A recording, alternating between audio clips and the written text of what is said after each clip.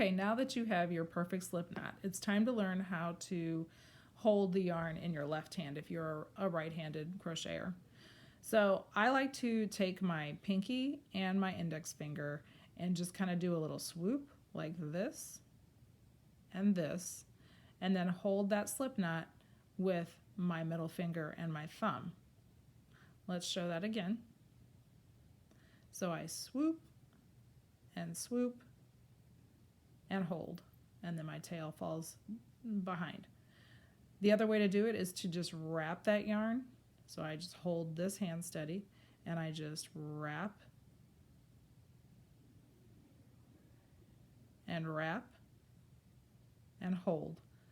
Always middle finger and thumb right here at the slip knot, controlling how tight this tension is with my index finger and my pinky.